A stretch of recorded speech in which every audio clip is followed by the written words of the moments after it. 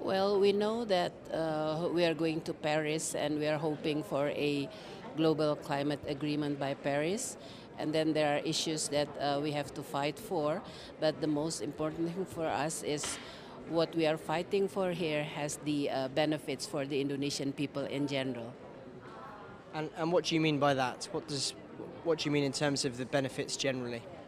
You know, here in the negotiations, most people talk about the text, the dots and the commas. But if you have a really concrete understanding, what are they actually for the people? That's what we have to be able to translate. We talk about adaptation, we talk about mitigations, you know, the 5 pillars: technology transfer, financing, and capacity building. How do you translate that and the benefits for the general public? And how do you translate that? You know, I'm the national focal point for Article 6, education, training, and public awareness.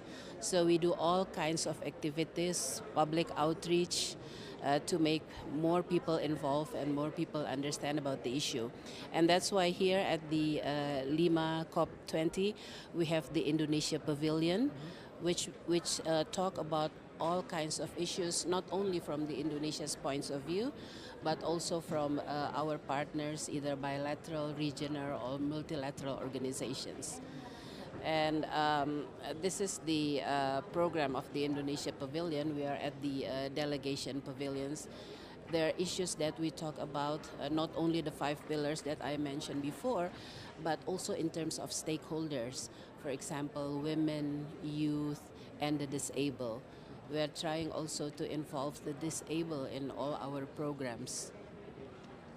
And in terms of these pavilions, I mean, every country has, not every country, but many countries seem to have these pavilions. I guess it's a type of soft power, soft diplomacy to try and show countries what they're up to. What's the real point? What gets what's achieved by having a pavilion at one of these events?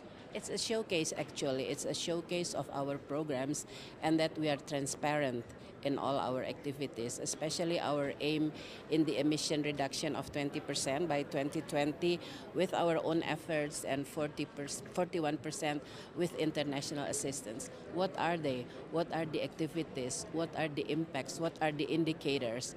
There are so many issues, and through the pavilions, we are able to dig deep on what they are.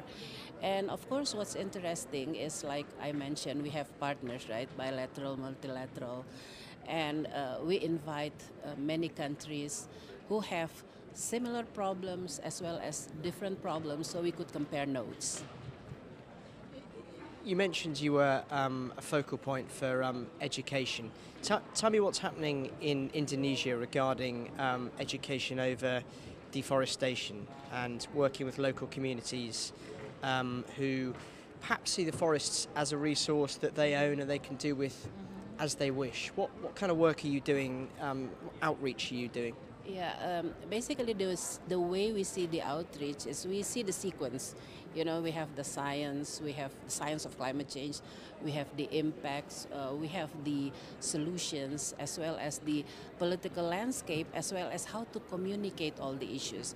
Now, in terms of deforestation, there are several agencies who are involved in this, and they go down to the grassroots level and talk to the children. If you are on the elementary school level, for example, high school levels or university level, there has to be some sort of a, how do you say it? You know, you got to be with them, not only explaining, but with them in their day-to-day life as well. So you understand what their concerns are, what needs to be prioritized, as well as what are interesting actually. I mean, doesn't have to be all it's serious matters, but you have to do it in a fun way, actually interesting way. I'll show you what we have as a sort of an educational material. We have short films on, it's called Climate Change in Our Backyard. You know that Indonesia has almost 16,000 islands. So we have different issues actually. Some areas are forested, some areas are not forested. So these, for example, are the children in Papua. Okay.